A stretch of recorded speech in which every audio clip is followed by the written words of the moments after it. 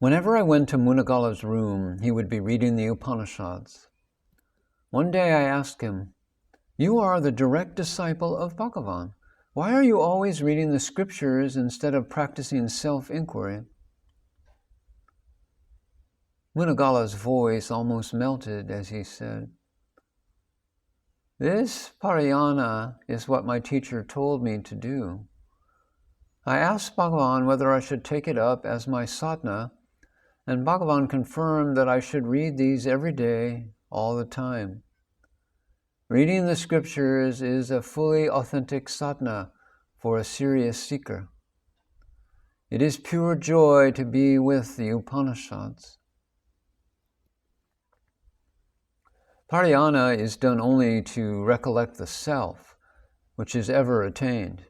Sri Bhagavan had already revealed the ever-revealed self to him.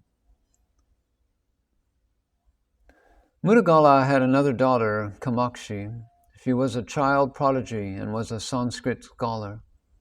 By the time she was 9 years old, she had mastered almost all the great Sanskrit works.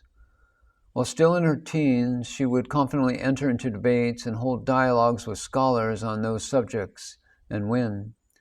In spite of her youth, she seemed to be more knowledgeable.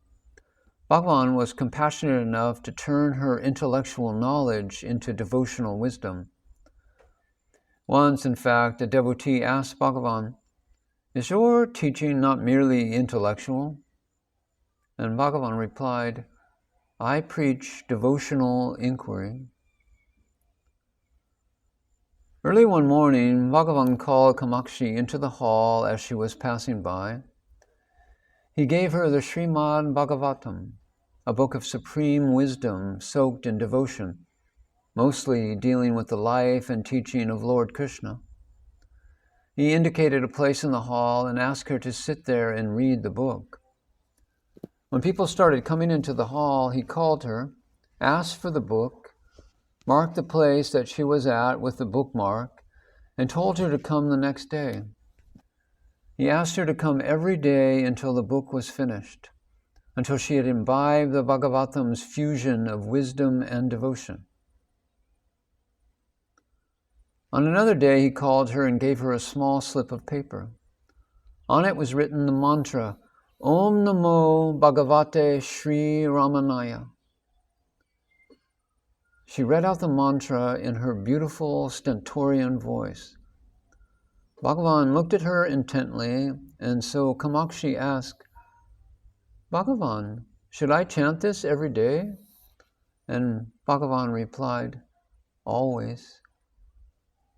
He took back the slip from her and put it in the stove which was burning in front of him. This act signified that an oath had been taken and Kamakshi had chosen to abide by what Bhagavan had said. Om Namo Bhagavate Sri Ramanaya means obeisance to Bhagavan Sri Ramana. Kamakshi told me that that act of grace of Bhagavan, giving her the mantra, completed and fulfilled her devotional approach to perfection. All her life she was chanting this sacred mantra. In Ramana Nagar, opposite to the ashram and next to Arthur Osborne's house, Kamakshi had a piece of land on which a small house was raised. She could occupy it only after her husband, Dr. Ramachandraya, retired from his professorship in the university. The few years that she lived in that house with her husband were the happiest years of her life. She then fell sick and was taken for treatment, where she was diagnosed with terminal cancer. She preferred to spend her last days not as medically advised in a faraway hospital, but in her own home, at the foot of holy Arunachala and near her Satguru Ramana's sacred shrine. Every day I spent a few hours with her. Due to the heavy medication she had to take, her body started to shrink. Kamakshi, a beautiful lady, was unrecognizable towards the end. One day I broke down and cried, "Why hasn't Bhagavan saved you?" And she replied, You pay attention to my exterior appearance instead of my inner state. I have told you many times, I am not the body. The gracious glance which Bhagavan bestowed on me on the very first day of darshan of him established me in the self. I rarely identify myself either with the body or the mind. The body has come and it has to go.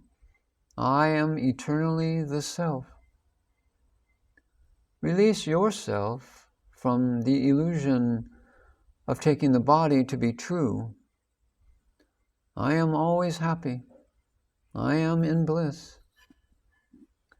With a gracious smile, she added, I bless you.